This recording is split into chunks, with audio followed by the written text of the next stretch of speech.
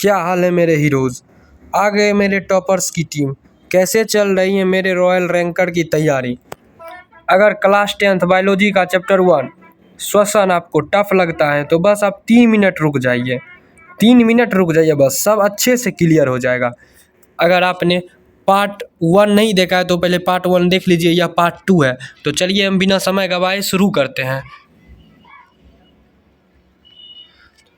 चलिए एक प्यारा सा मोटिवेशन हो जाए।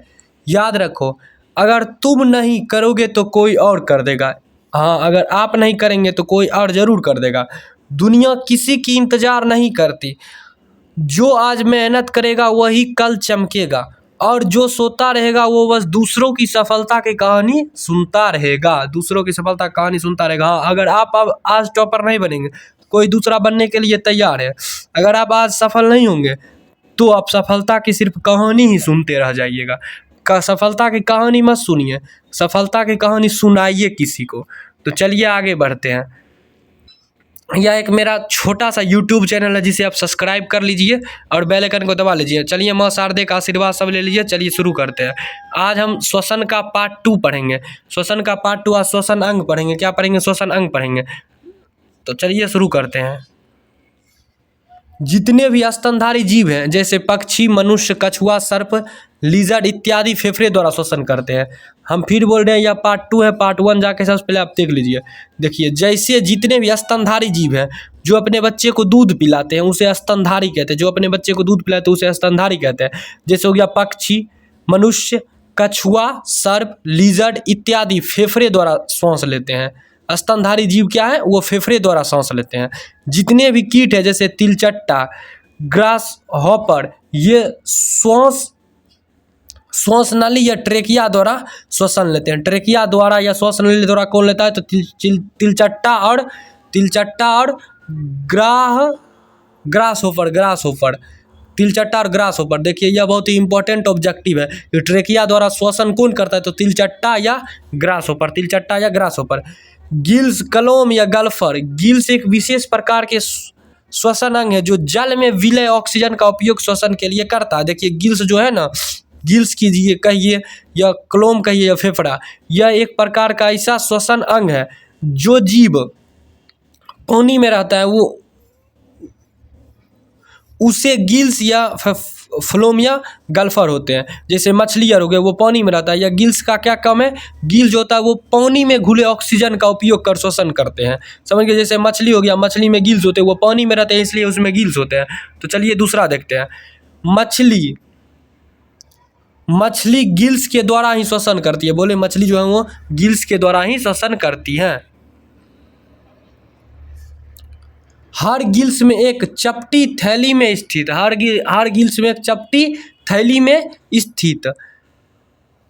होता है जिसे कि कोष्ठ कहते हैं। जिसे क्या कहते हैं? कोष्ठ कहते हैं। गिल्स कोष्ठ एक और आहार नाल का ग्रासनीय फेरिकिट्स में खुलता है तथा दूसरी ओर शरीर के पट्टिकाएं होती है। प्रत्येक गिल्स कोष्ठक में कई गिल्स बाहर खुलता है।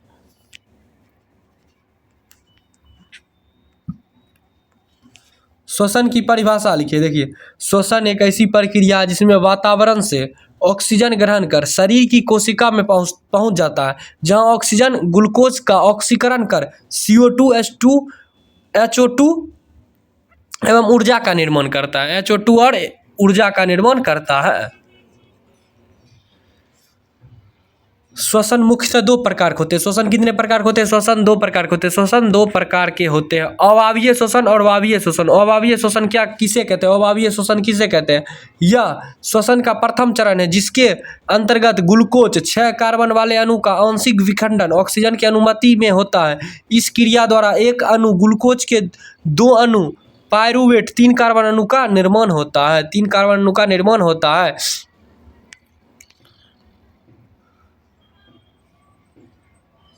ऑक्सीजन के अभाव में हमारी पेशियों में पायरूवेट से लैक्टिक अम्ल का निर्माण होता है। हमारी पेशी कोशिकाओं में अधिक मात्रा में लैक्टिक अम्ल के संचय से दर्द होने लगता है। बहुत ज़्यादा चलने या दौड़ने के बाद हमारी मांसपेशियों में इसी कारण ऐंठन या तकलीफ होता है।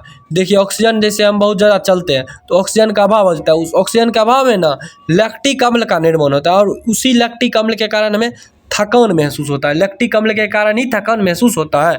तो चलिए दूसरा देखते हैं।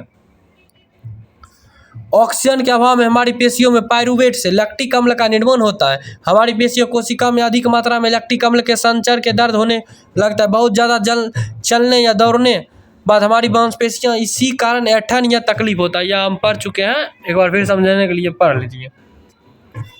ऑक्सीजन की उपस्थिति में पायरुवेट पूर्ण ऑक्सीकरण होता है एवं कार्बन डाइऑक्साइड तथा जल का निर्माण होता है। चूंकि यह क्रिया ऑक्सीजन की उपस्थिति में होता है, इसे वायवीय श्वसन कहते हैं। वायवीय श्वसन किसे कहते हैं? ऑक्सीजन की उपस्थिति में पायरुवेट में पूर्ण ऑक्सीकरण होता है, कार्बन डाइऑक्साइड तथा जल का निर्माण होता है।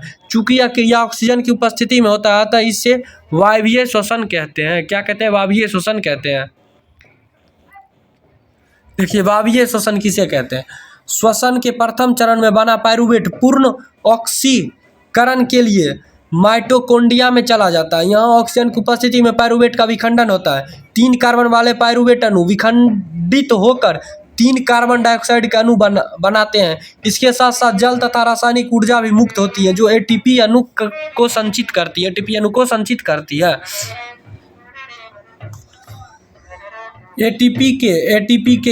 एटीपी के विखंडन से जो ऊर्जा मिलता है उसे कोशिका के अंदर होने वाली विभिन्न जैव क्रिया संचालित होती है। चलिए अवायवीय एवं वायवीय श्वसन में अंतर को देखते हैं। अवायवीय श्वसन एवं वायवीय श्वसन में निम्नलिखित मुख्यतः अंतर है। वायवीय श्वसन ऑक्सीजन की उपस्थिति में होता है जबकि अवायवीय श्वसन इनकी अनुपस्थिति, मतलब वायवीय श्वसन जो है ना वो ऑक्सीजन की उपस्थिति में होता है, लेकिन अवायवीय श्वसन के लिए ऑक्सीजन की ज़रूरत नहीं होती है। वायवीय श्वसन के लिए ऑक्सीजन की ज़रूरत होती है लेकिन अवायवीय श्वसन के लिए ऑक्सीजन की ज़रूरत नहीं होती है। चलिए वायवीय श्वसन का प्रथम चरण कोशिका द्रव में तथा द्वितीय चरण माइटोकॉन्ड्रिया में पूर्ण होता है, जबकि अवायवीय श्वसन की पूरी क्रिया कोशिका द्रव में होती है। मतलब जो होते हैं वायवीय श्वसन उसका जो होता है पहला चरण कोशिका द्रव में होता है और दूसरा चरण माइटोकॉन्ड्रिया में होता है। लेकिन जो होता है अवायवीय श्वसन वह पूर्ण रूप से कोशिका द्रव में होता है। पूर्ण रूप से कहाँ होता है? कोशिका द्रव में होता है। वायवीय श्वसन में ग्लूकोज का पूर्ण ऑक्सीकरण विखंडन होता है तथा कार्बन डाइऑक्साइड एवं जल का निर्माण होता है, जबकि अवायवीय श्वसन में ग्लूकोज का आंशिक ऑक्सीकरण होता है एवं पायरुवेट, इथेनॉल एवं लैक्टिक अम्ल का निर्माण होता है। वायवीय श्वसन में अवायवीय श्वसन की तुलना में बहुत कम ऊर्जा मुक्त होती है।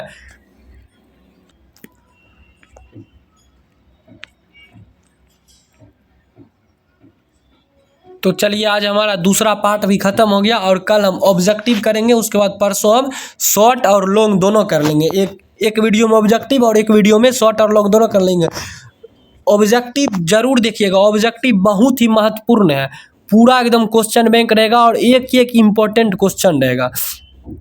आपको यह वीडियो कैसा लगा आप ज़रूर एक बार बता दीजिएगा आपको यह वीडियो कैसा लगा। अगर अच्छा लगा तो आप लाइक कर दीजिएगा, कमेंट कर दीजिएगा और हमारे चैनल को सब्सक्राइब जरूर कर लीजिएगा। ऐसा वीडियो आपको मिलता रहेगा और इससे भी बहुत बढ़िया वीडियो मेरे चैनल पर रखा हुआ है जो आपके क्लास 10th में बहुत ही कम आ सकता है। हमने केमिस्ट्री क्लास 10th का केमिस्ट्री मात्र 6 मिनट में पूर्ण किया है, पहला चैप्टर और दूसरा चैप्टर भी 6 मिनट में, और उस 6 मिनट में हमने पूरा केमिस्ट्री का पढ़ा रखा है। पूरा एक एक बात आप जाके देख सकते हैं हमारे चैनल पे। धन्यवाद। तो चलिए अगले वीडियो में मिलते हैं। वंदे मातरम।